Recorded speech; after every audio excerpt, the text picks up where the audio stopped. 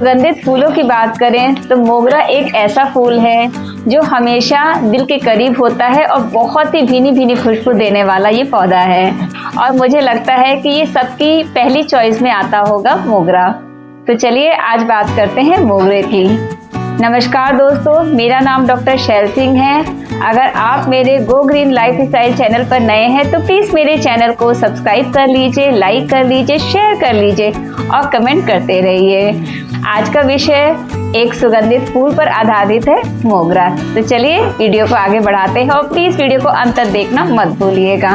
Botanical name मोगरा का jasminum सैम्बक है और जैसा कि हम जानते हैं ये फूल देने वाला पौधा है और ये दक्षिण एशिया का और दक्षिण पूर्व एशिया का ये कह सकते हैं कि एक नेटिव फ्लावर है वहाँ का। और एक खास बात ये है कि ये फिलीपींस का राष्ट्रीय पुष्प है। जैसे कि हमारे यहाँ लोटस है वैसे वहाँ पर ये से जो है नेशनल फ्लावर माना जाता है और इसे संस्कृत में मल्लिका भी कहा जाता है। ये एक भारतीय पुष्प भी है।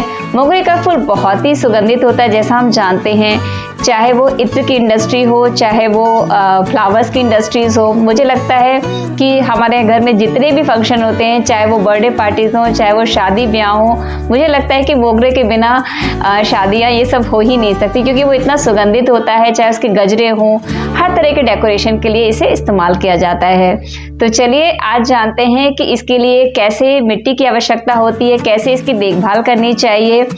आज का वीडियो इस पर आधारित है कि यूजुअली जो मोगरे की जो फ्लावरिंग होती है वो स्टार्ट होती है मार्च के बाद से या मार्च में भी स्टार्ट हो जाती है। तो उसके लिए हमें पहले क्या तैयारी करनी है और मोगरे के ज़्यादा से ज़्यादा फूल पाने के लिए हमें क्या क्या स्टेप्स उठाने हैं, क्या क्या स्टेप्स हमें फॉलो करने हैं ताकि हमें मोगरे से एक छोटे से पॉट में ज़्यादा से ज़्यादा फूल कैसे मिले, उसकी मिट्टी कैसे बनानी है। तो चलिए वीडियो में आगे बढ़ते हैं और देखते हैं इसकी कैसे देखभाल करनी है। अभी जनवरी ख़त्म हुआ है और फरवरी स्टार्ट हुआ है, तो अभी से हमें क्या क्या स्टेप करने ताकि मोगरे से हम ज़्यादा से ज़्यादा फूल पा सकें। जनवरी का महीना ख़त्म होते ही फरवरी शुरू होता है और फरवरी के शुरू होते ही हमें सबसे पहले मोगरे की कटिंग करनी है। कटिंग का अर्थ ये है कि हमें इसकी डीप कटिंग करनी है। डीप कटिंग से होता क्या है कि जब हम डीप कटिंग करते हैं तो इसकी जो ब्रांचेस होती हैं वो नीचे से बहुत सारी ब्रांचेस बनती हैं, न्यू ब्रांचेस बनती हैं और न्यू ब्रांचेस बनने की वजह से उसमें कलियां भी ज़्यादा आती हैं। तो पहला स्टेप हमें सबसे ज़रूरी है कि इसकी हमें डीप कटिंग करनी है। मेरे पास 2 पौधे थे जो काफ़ी बड़े थे, तो आप देख सकते हैं मैं धीरे धीरे करके उसकी बड़ी बड़ी जितनी भी ब्रांचेस हैं मैंने सब कट कर दी हैं। तो इसे हमें सबसे पहले इसकी अच्छे से हमें कटिंग करनी है। कुछ ब्रांचेस थोड़ी सी टफ भी हो जाती हैं तो उनको भी हमें कोशिश करना है कि काफ़ी नीचे से उसे हम कट करें। तो आप देख सकते हैं मैंने एक गमले की पूरी कटिंग लगभग कर दी है और इतनी ही कटिंग आपको भी करनी है अपने गमलों में। ये नहीं सोचना है कि मेरा पेड़ बहुत बड़ा है तो मुझे इसे नीचे से कट नहीं करना चाहिए। जितना आप उसे कट करेंगे उतना ही ये अच्छा ग्रो करेगा।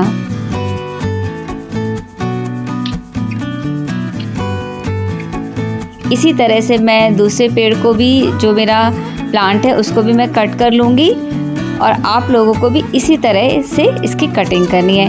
कटिंग करते हुए हमें एक चीज़ पर ध्यान ज़रूर रखना है कि जब भी जो कटर हम यूज़ कर रहे हैं उसको हमें थोड़ा सा, जो भी सैनिटाइज़र आपके यहाँ है उसे उसको क्लीन कर लेना चाहिए। तो होता क्या है, किसी भी तरह का इन्फेक्शन अगर प्लांट में ड्यूरिंग कटिंग, मान लीजिए होता कई बार ऐसा है कि हम कटिंग कर रहे होते हैं तो इन्फेक्शन हो जाता है प्लांट को, तो प्लांट सूख जाता है। तो थोड़ा आप सैनिटाइज़र से उसे साफ़ कर लेंगे तो किसी भी तरह का इन्फेक्शन उसमें होगा या बैक्टीरियल इन्फेक्शन कुछ भी होगा तो उसमें से वो ख़त्म हो जाएगा। तो प्लांट हमारा सूखेगा नहीं और किसी तरह का इन्फेक्शन हमारे प्लांट को नहीं लगेगा और फिर उसी कटर को आप यूज़ कर सकते हैं। अब आप देख सकते हैं मैंने अपने दोनों प्लांट लगभग कितने अच्छे से, कितने नीचे से पूरे कट कर लिए हैं।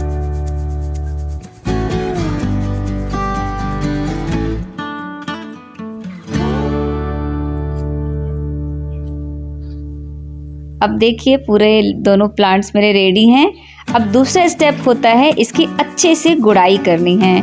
गुड़ाई करना बहुत ज़रूरी है। मैं बता दूं आपको, होता क्या है, गमलों में मिट्टी बहुत समय तक अगर उसमें पड़ी होती है क्योंकि अभी ठंड का मौसम था, क्योंकि मोगरा ग्रो भी नहीं करता है ठंड के मौसम में, तो उसमें हम कुछ खास एक्टिविटी कर नहीं सकते। मगर अब क्योंकि उससे हमें फूल पाने हैं तो हमें मिट्टी को जान देनी है। और मिट्टी को जान हम कैसे देंगे? दूसरा स्टेप है उसकी गुड़ाई करके। तो इसे अच्छे से नीचे से जितना भी हम गुड़ाई कर सकते हैं इसकी हमें गुड़ाई करनी है।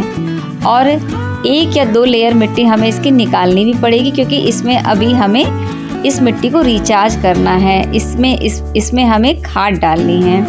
तो खाद हम तभी डाल पाएंगे जब हम ऊपर के कम से कम 2 से 3 लेयर मिट्टी हटा देंगे। अब धीरे धीरे करके मैं 1 से 2 लेयर मिट्टी इस गमले में से मैं हटा दूंगी।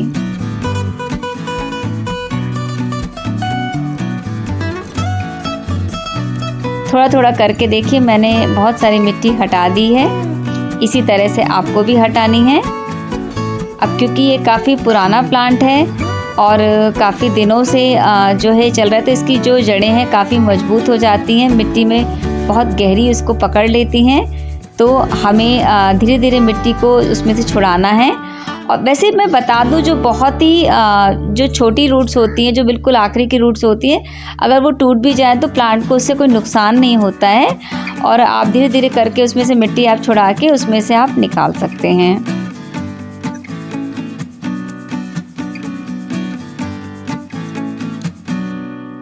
अब आप देख सकते हैं मैंने काफ़ी मिट्टी इसमें से निकाल दी है।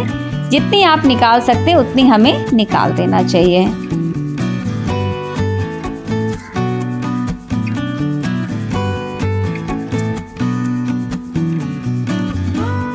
क्योंकि मिट्टी अगर हम निकालेंगे नहीं तो हम इसमें खाद डाल ही नहीं पाएंगे।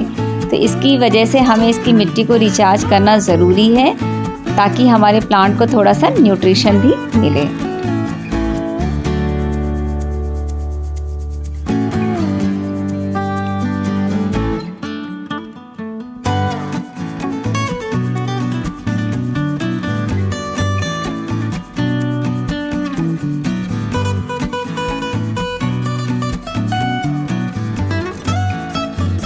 देखिए लगभग मैंने पलट के काफ़ी सारी मिट्टी निकाल दी है।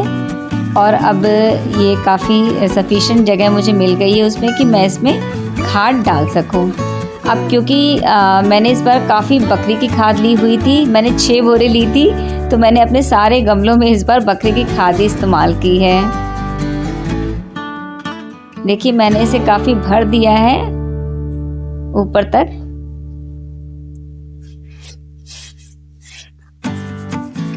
खाद डालना बहुत ज़रूरी है किसी भी प्लांट के लिए।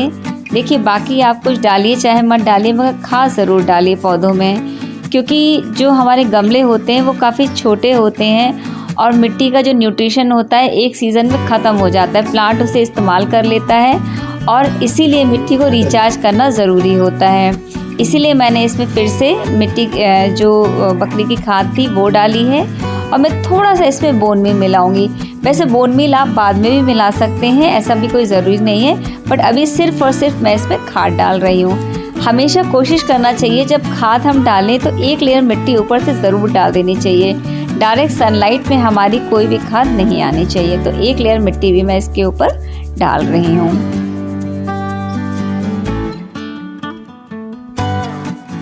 तो अच्छे से मेरी जितनी भी खाद थी वो ढक गई है मिट्टी से। इसमें अब डायरेक्ट सनलाइट नहीं लगेगी, वरना होता क्या है कि डायरेक्ट सनलाइट में आने से कई बार होता है जो खाद होती है उसकी जो डायरेक्ट सनलाइट आने से पेड़ को कभी कभी नुकसान भी हो जाता है। तो इसकी वजह से हमें उसे 1 लेयर ढक देनी चाहिए। अब इसमें हम डालेंगे थोड़ा सा पानी, ताकि जो भी प्लांट को न्यूट्रिशन मिलना है वो जो है मिल जाए। तो इसी तरह से हमें दूसरा प्लांट को भी तैयार कर लेना है। वीडियो तो आपने देख ही लिया होगा और अब आप समझ गए होंगे कि मोगरे को लगाने से पहले हमें कितनी मेहनत करनी होती है। ये बात हमेशा हमें याद रखनी चाहिए कि जो फ्लावर्स जिस सीज़न में निकलते हैं उससे 1.5 से 2 महीने पहले हमें पौधे की देखभाल करनी होती है। ध्यान रखना होता है कि उसकी कटिंग कब करनी है, उसमें हमें खाद कब डालनी है, और फिर बीच बीच में हमें 15 डेज़ में हमें और क्या क्या उसकी देखभाल करनी है। ये वीडियो मैंने सिर्फ अभी हमें 2 महीने पहले क्या देखभाल करनी है इसके बारे में बताया है। और बीच बीच में मैं अपने शॉर्ट्स डाल के आपको बताती रहूँगी कि बीच बीच में और भी हमें क्या देखभाल करनी होती 15-15 दिनों में। तो आई होप आप लोगों को वीडियो अच्छा लगा होगा, और प्लीज़ वीडियो अच्छा लगा हो तो प्लीज़ मेरे चैनल को सब्सक्राइब कर लीजिए, लाइक कर लीजिए, शेयर कर लीजिए और कमेंट करते रहिए। Thank you.